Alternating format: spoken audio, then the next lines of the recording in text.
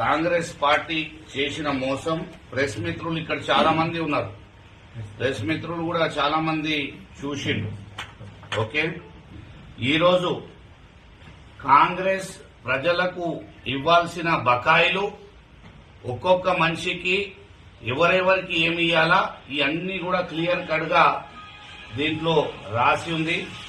నేను మీ ముందు స్పష్టంగా నేను చదివి చూపిస్తా ఉన్నా.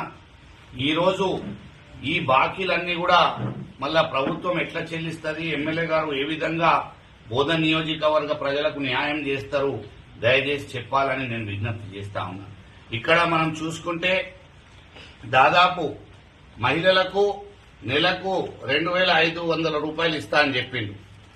22 నెలల ప్రభుత్వంలో 55,000 ఒక్కొక్క మహిళకి తెలంగాణ రాష్ట్ర వ్యాప్తంగా మరియు బోధన నియోజకవర్గంలో ఒక్క మహిళకి 55,000 రూపాయలు ఈరోజు చెల్లించే బాధ్యత ప్రభుత్వాన్ని.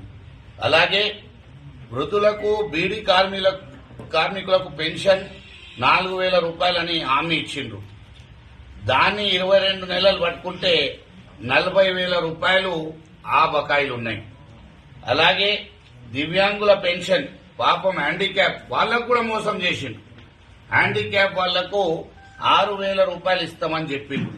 ఒక్కొక్క దివ్యాంగులకు 44,000 రూపాయలు ఈ రోజు ప్రభుత్వం గాని ఇక్కడ ఉన్న స్థానిక ఎమ్మెల్యే గారు బకాయి ఉన్నారు. అది కూడా బకాయి చెల్లించాలని మేము డిమాండ్ చేస్తా ఉన్నాం. అలాగే కళ్యాణ లక్ష్మి, షాదీ ముబారక్, ఆడబిడ్డల పెళ్లిలకు తులం బంగారం ఉన్నది కదా, మళ్ళీ ఎన్ని పెళ్లిలైనాయి, ఎంతమంది ఆడబిడ్డలకు తులం బంగారం బాకీ ఉన్నది అది కూడా లెక్క చేసుకుని చెల్లించాలని విజ్ఞప్తి చేస్తున్నాం.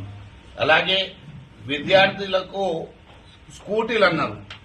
పాపం ఆడబిడ్డలు స్కూటీలు వస్తాయని ఇంట్లో పోయి తల్లిదండ్రులకు అమ్మ కాంగ్రెస్ కి ఓటేయండి, మీరైతే బండి ఇప్పలే, మన ఆర్థిక పరిస్థితి బాగాలేదు, మళ్ళా ప్రభుత్వం ఇస్తా అన్నది కదా, మేము నడుచుకుంటా పోతున్నాం కాలేజ్ కి స్కూల్ కి, స్కూటీ వస్తుంది కాంగ్రెస్ కి ఓటేయమని చిన్న పిల్లలు వాళ్ళ